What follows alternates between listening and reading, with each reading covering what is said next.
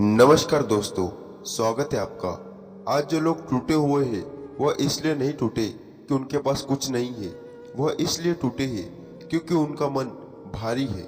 आज जो लोग थके हुए हैं वह इसलिए नहीं थके कि उन्होंने ज़्यादा मेहनत की है, वो इसलिए थके हैं क्योंकि उनका दिमाग कभी आराम नहीं करता। और जो लोग रोज लड़ रहे हैं जिंदगी से, लोगों से, हालात से, वो असल में बाहर नहीं लड़ रहे, वो अपने ही विचारों से जंग लड़ रहे। सुबह उठते ही चिंता, दिन भर तुलना, रात को पछतावा, यही तो असली थकान है। शरीर आराम कर सकता है लेकिन मन को आराम कौन देगा? यही सब मस्त रहना शुरू होता है। अब जरा इस शब्द को समझो। मस्त रहना मतलब लापरवाह मन बन जाना। मस्त रहना मतलब जिम्मेदारियों से भाग जाना नहीं। मस्त रहना मतलब दर्द से मुंह मोड़ लेना नहीं। मस्त रहना मतलब अंदर से हल्का होना। मतलब परिस्थितियां जैसी भी हो, तुम्हारा मन उनके नीचे दबा हुआ ना हो। मतलब हालत तुम्हें कंट्रोल ना करे, तुम हालत को देखने का नजरिया बदल लो। मस्त रहना मतलब दिमाग को कंट्रोल करना। मस्त रहना मतलब वर्तमान में जीना, क्योंकि इंसान का ज्यादातर दुख या तो बीते कल में अटका होता है या आने वाले कल से डरता रहता है, जो कभी और अभी उसी में चैन मिल सकता है।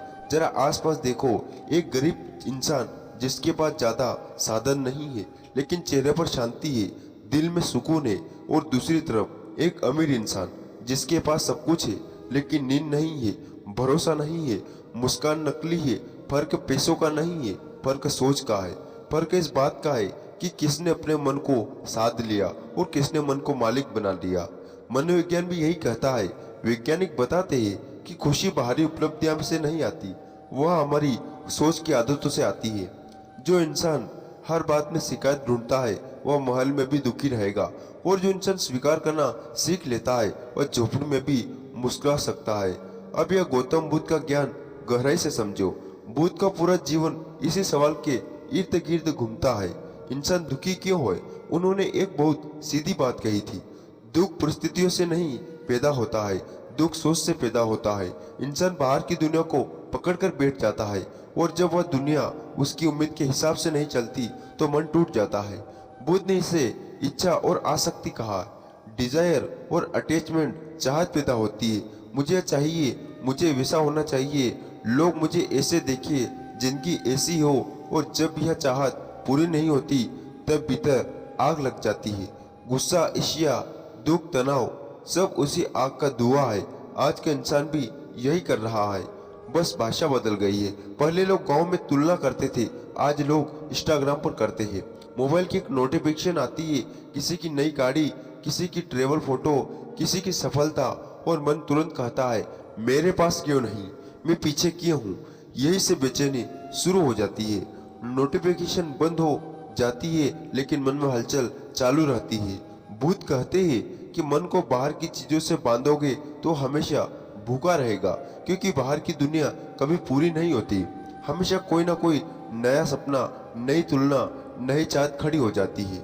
मनोविज्ञान भी इस बात को सपोर्ट करता है। वैज्ञानिक इसे हेडोनिक हेड्रमिल कहते हैं। मतलब इंसान जो भी पाले कुछ समय बाद वह सामान्य लगने लगता है और फिर नई चाहत पैदा हो जाती है। इसलिए सिर्फ पाने से चैन नहीं मिलता, चैन तब मिलता है जब इंसान अपनी चाहतों पर होश लाना सीखता है। बुद्ध इसे जागरूकता कहते हैं। अपने मन को देखना, अपनी प्रतिक्रिया को देखना, बिना तुरंत पढ़ने के एक साधारण उदाहरण समझो। तुम्हें किसी का मैसेज आता है और तुम जवाब देते हो। अगर सामने वाला देर से रिप्लाई करे तो मन बेचैन हो जाता है। क्यों? क्योंकि उम्मीद बन गई थी, दिमाग ने कहानी बना ली थी, और जब वह कहानी टूटी हो तो दुख पैदा हुआ। असल में मैसेज का देर से आना दुख नहीं है, दुख उस उम्मीद से पैदा हुआ जो तुमने खुद बनाई थी। बुद्ध यही सिखाते थे, उम्मीदों को खत्म नहीं करना है लेकिन उनसे चिपकना भी नहीं है। काम करो, रिश्ते निभाओ, सपने देखो, लेकिन यह मत सोचो कि दुनिया तुम्हारे हिसाब से चलेगी। जब यह समझ आ जाती है तब मन हल्का होने लगता है, और यह मस्त रहना है। मस्त रहना मतलब यह नहीं कि इंसान शून्य हो जाए, इसका मतलब है संवेदनशील होकर भी शांत रहना। मतलब दुख आए तो उसे देखना लेकिन उसमें डूबकर खुद को खो नहीं देना। गुस्सा आए तो उसे पहचानना लेकिन उससे किसी का दिल ना तोड़ देना। बुद्ध कहते थे कि भावनाएं बादल की तरह है, आती जाती है। अगर तुम उन्हें पकड़कर बैठ जाओगे तो अंधेरा छाएगा, अगर उन्हें जाने दोगे तो फिर आसमान साफ हो जाएगा। आज तुम्हें समझना होगा कि तुम अपने मन के मालिक बन सकते हो। तुम हालात के गुलाम नहीं। यह बात सिर्फ आध्यात्मिक नहीं है, यह वैज्ञानिक भी है।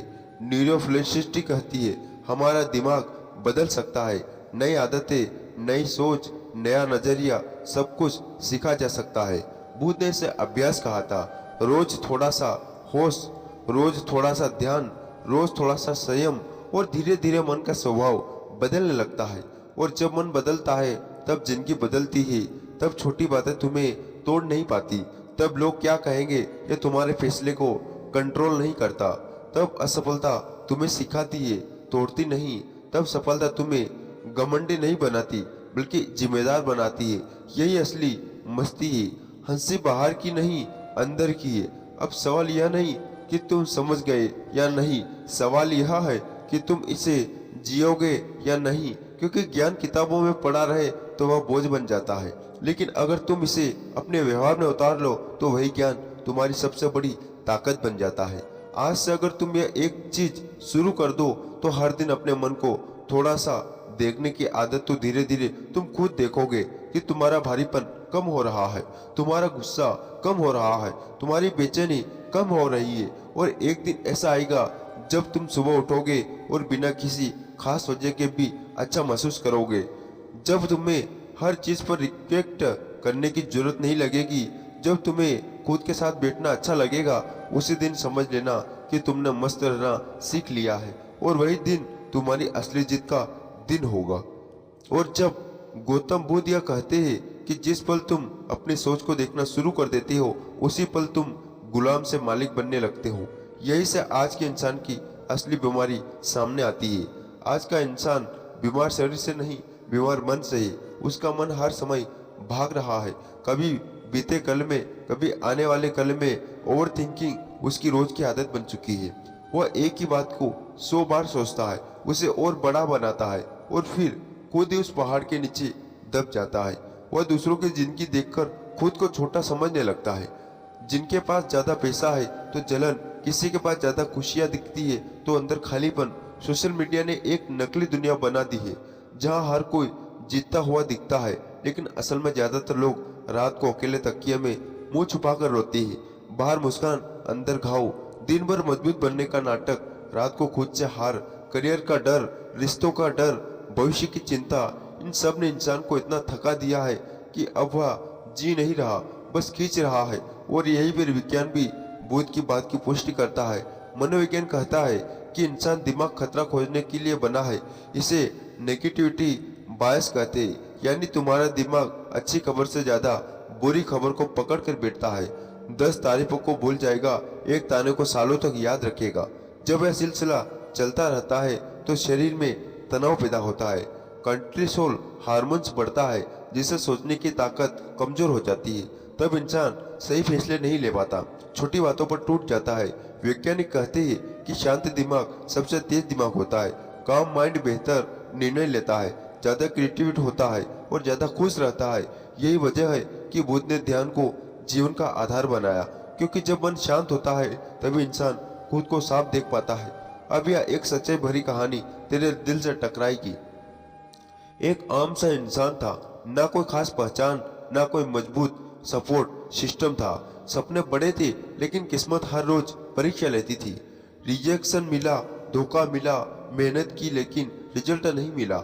एक दिन जिस इंसान को वह सबसे ज्यादा चाहता था वही उसे छोड़कर चला गया। उस रात वह अपने कमरे में अकेला बैठा था, लाइट बंद, मोबाइल हाथ में, आंखों में आंसू गिर रहे थे। उसे लग रहा था कि उसकी जिंदगी खत्म हो चुकी है। वह खुद से सवाल कर रहा था, मैं ही क्यों हर बार हारता हूँ। कई दिनों तक वह बस सांस ले रहा था, जी नहीं रहा था। फिर एक दिन उसने बुद्ध का एक वाक्य पढ़ा, तुम जिस दर्द को पकड़ कर बैठे हो वही तुम्हें काट रहा है।